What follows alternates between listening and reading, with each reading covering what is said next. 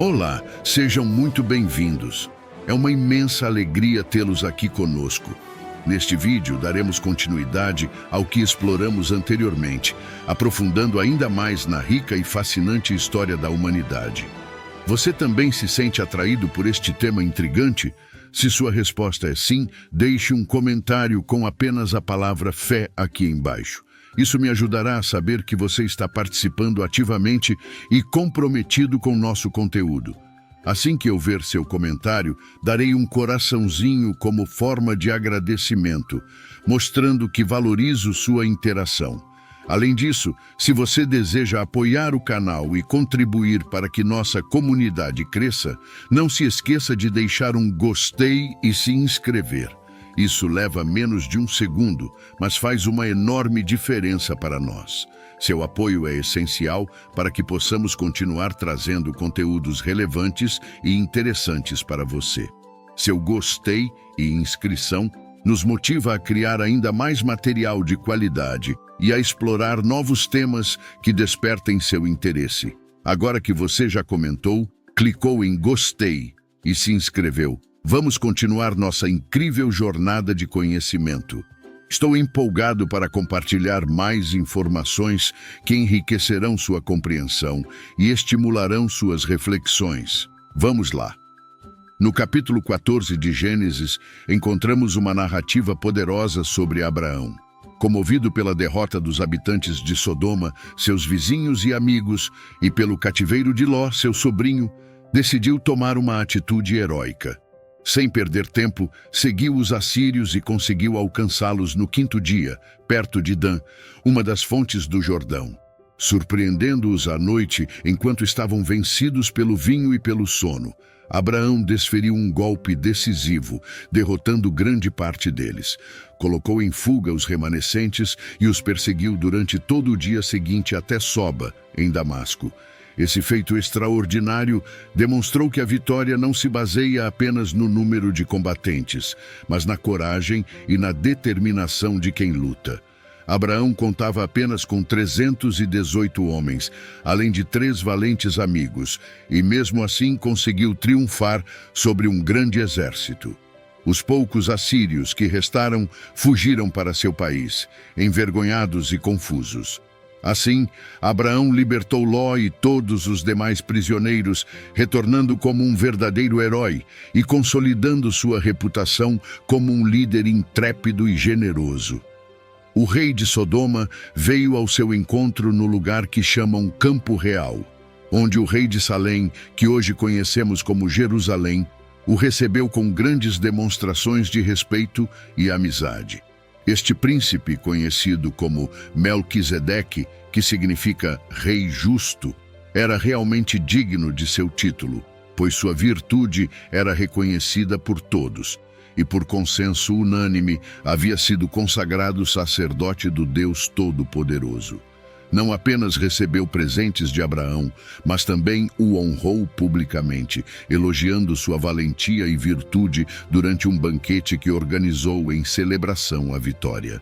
Em resposta, Abraão ofereceu a Melquisedeque a 10ª parte dos despojos que havia tomado dos inimigos, e este aceitou com gratidão. Por outro lado, o rei de Sodoma, a quem Abraão também ofereceu parte dos despojos, hesitou em aceitar a oferta, preferindo contentar-se com a parte de seus súditos. No entanto, Abraão insistiu que recebesse tudo, reservando apenas algumas provisões para seus homens e uma porção dos despojos para seus 3 amigos, Escol, Aner e Manre, que o haviam acompanhado.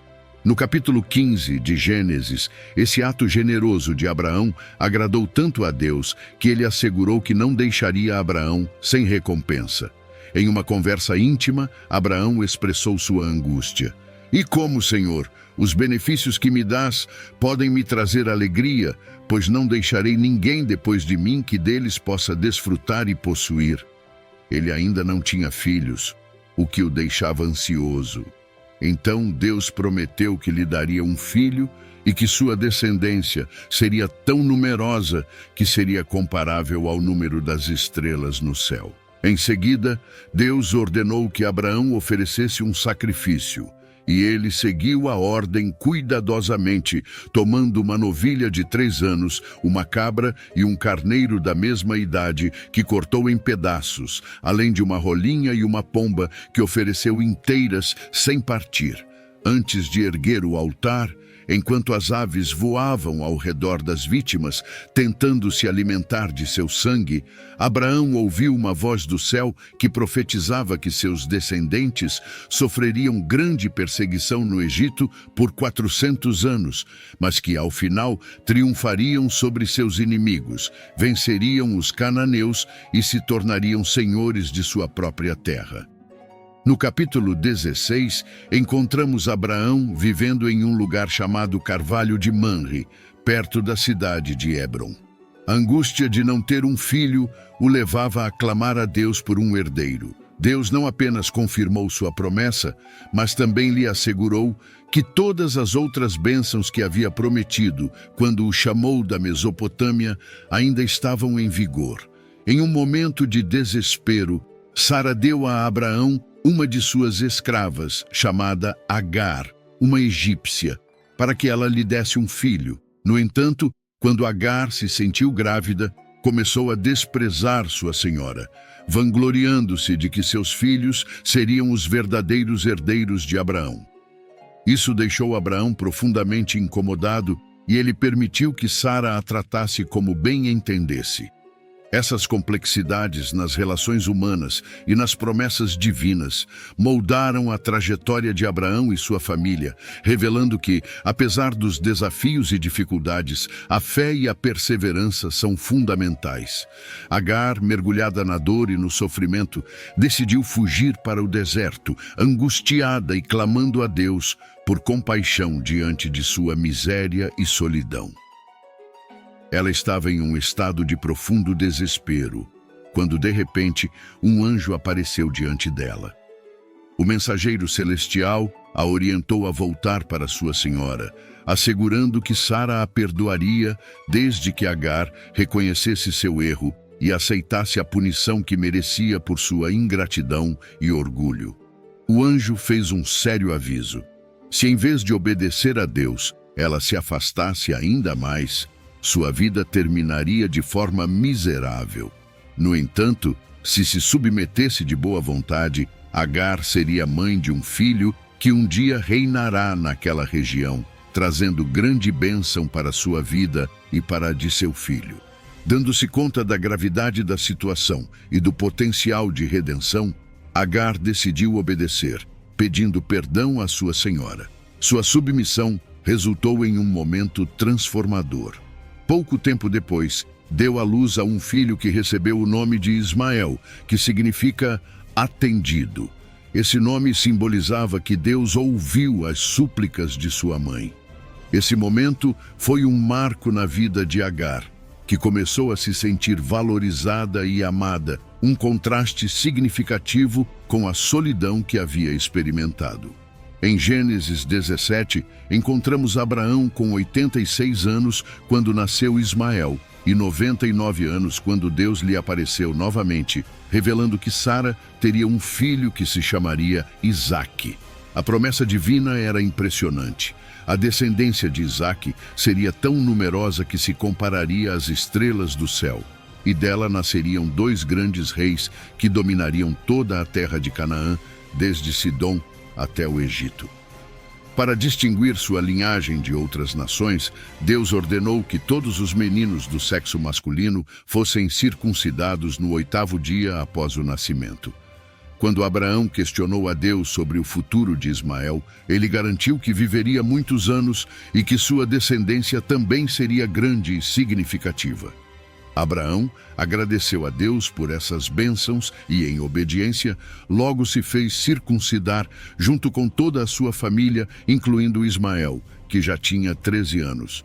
Enquanto isso, os povos de Sodoma, cheios de orgulho por sua abundância e riquezas, se esqueceram dos benefícios que haviam recebido de Deus. Sua ingratidão se manifestou em ações ímpias, desrespeitosas, tanto com Deus quanto com os homens. Odiavam os estrangeiros e se entregaram a prazeres inaceitáveis, ignorando qualquer moral e ética. Deus, irritado pela depravação de Sodoma, decidiu puni-los de maneira severa. A cidade seria destruída de tal forma que não restaria nenhum sinal dela, convertendo a região em tão estéril que jamais poderia produzir frutos ou plantas. Certa vez, quando Abraão estava sentado à porta de sua casa, perto do carvalho de Manre, 3 anjos apareceram diante dele. Tomando-os por estrangeiros, Abraão levantou-se para saudá-los e lhes ofereceu hospitalidade. Os anjos aceitaram cordialmente sua oferta. Abraão mandou preparar um bezerro, que foi servido assado com pães de farinha.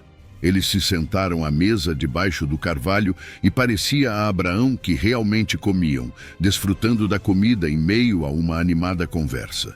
Então, perguntaram onde estava sua mulher. Ele respondeu que estava em casa e logo a chamou. Quando Sara chegou, os anjos anunciaram que voltariam em breve e a encontrariam grávida.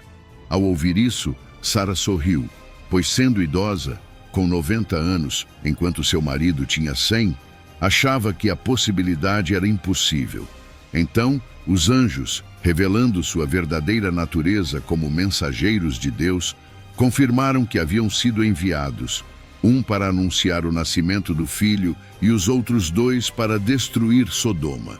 Abraão, preocupado com a destruição daquele povo infeliz, intercedeu diante de Deus, pedindo que não deixasse morrer os inocentes junto com os culpados. A resposta divina foi firme. Não havia inocentes na cidade, mas se ao menos 10 fossem encontrados, ele perdoaria todos os demais. Depois dessa resposta, Abraão não se atreveu a interceder mais, mas se sentiu angustiado ao imaginar o destino da cidade. Quando os anjos chegaram a Sodoma, Ló, assim como Abraão, também mostrou grande atenção e respeito pelos estrangeiros, convidando-os a ficar em sua casa. No entanto, os habitantes de Sodoma, atraídos pela beleza dos visitantes, pediram a Ló que os entregasse, desejando abusar deles. Ló, um homem justo, os criticou, pedindo que tivessem mais respeito e que não desonrassem os estrangeiros sob sua proteção. Lembrou-lhes os direitos da hospitalidade, oferecendo suas próprias filhas em vez de ceder aos desejos abomináveis da multidão. No entanto, nem isso os convenceu. Deus, observando com ira a ousadia daqueles homens, os feriu com cegueira, de modo que não puderam encontrar a saída da casa de Ló. Decidido a castigar aquele povo abominável, Deus ordenou a Ló que fugisse com toda a sua família e que avisasse aqueles a quem suas 2 filhas, que ainda eram virgens, haviam sido prometidas em casamento.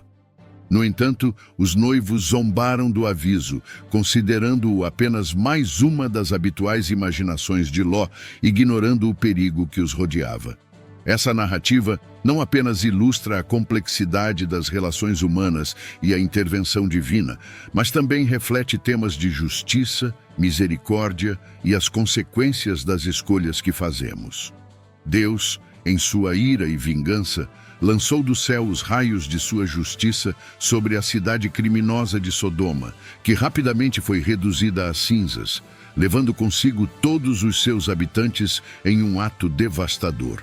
O fogo não apenas consumiu Sodoma, mas também devastou toda a área vizinha, um evento que já mencionei em minha narrativa sobre a Guerra dos Judeus, onde a justiça divina se manifestou de maneira implacável e sem misericórdia. A mulher de Ló, que fugia com ele, desobedeceu à proibição divina e olhou para trás, desejando ver a cidade e o terrível incêndio que a consumia. Como castigo por sua curiosidade, foi transformada em uma estátua de sal, um símbolo eterno de desobediência e condenação. Este monumento, que mencionei em outra ocasião, ainda pode ser visto como um poderoso lembrete das consequências do desprezo às ordens divinas. Assim, Ló e suas 2 filhas se retiraram a um canto do país, a única região salva da destruição, que até hoje é conhecida como Zoar, um nome que significa pequeno. Enfrentaram dificuldades extremas, tanto pela solidão quanto pela escassez de alimentos, já que trouxeram muito pouco de casa. As duas filhas, acreditando que toda a raça humana havia desaparecido, decidiram que poderiam enganar seu pai para preservar a linhagem familiar. Assim, a filha mais velha teve um filho com Ló, a quem chamou Moabe, que significa de meu pai, enquanto a mais nova deu à luz a Ben-Ami, que significa filho da minha raça. Da linhagem de Moabe surgiram os Moabitas, um povo forte e respeitável até hoje, enquanto os Amonitas, descendentes de Ben-Ami, habitam a região da Síria de Seiem. Assim, Ló se salvou do devastador incêndio de Sodoma. Por sua parte, Abraão se retirou a Gerar, na Palestina. O medo que sentia do rei Abimeleque o levou a fingir mais uma vez que Sara era sua irmã. Abimeleque, atraído pela beleza e graça de Sara, não hesitou em se apaixonar por ela. No entanto, Deus, em sua infinita proteção, impediu que o mal se concretizasse, enviando uma grave doença que deixou o rei à beira da morte. Ao perceber que o tratamento não estava funcionando, Deus advertiu Abimeleque em um sonho para não fazer mal a Sara, pois ela era a esposa daquele estrangeiro, e não apenas sua irmã. Ao acordar, Abimeleque contou o sonho a seus conselheiros e, sob sua orientação, chamou Abraão. Assegurou a Abraão que ele não tinha que temer por sua mulher, pois Deus se tornara seu protetor. O rei declarou que a devolvia pura às mãos de Abraão, explicando que se soubesse que Sara era sua esposa, nunca a teria tomado, pois a considerava apenas sua irmã. Abimeleque pediu a Abraão que não guardasse rancor e que rogasse a Deus por sua recuperação. Além disso, ofereceu a Abraão todos os cuidados necessários, seja permanecendo em seus domínios ou se quisesse partir, prometendo-lhe tudo o que havia vindo buscar em suas terras. Abraão respondeu que não mentiu ao chamá-la de irmã, pois ela era filha de um irmão seu. Uma verdade que enfatizou para justificar seu temor. Estava profundamente incomodado por ter causado a doença do rei e desejava sinceramente sua recuperação. Abraão aceitou permanecer em suas terras com prazer. Diante dessa resposta, Abimeleque deu a Abraão dinheiro e terras, fazendo uma aliança com ele que foi confirmada por juramento junto aos poços que até hoje se chamam Berseba ou Poço do Juramento. Em Gênesis 21, algum tempo depois, Abraão teve de sua mulher Sara o filho que Deus lhe havia prometido, a quem deu o nome de Isaque, que significa risada.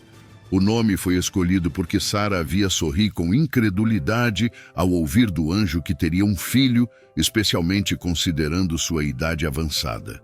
Isaque foi circuncidado no 8º dia, conforme a costume que ainda se observa entre os judeus.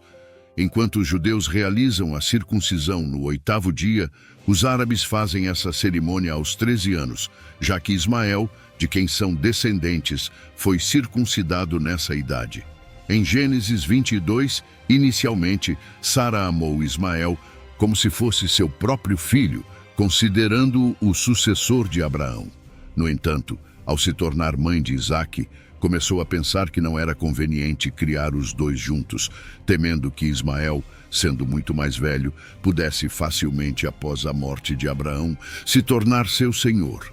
E você, que seguiu nosso conteúdo até aqui, minhas mais sinceras felicitações. Sua dedicação e compromisso são verdadeiramente admiráveis.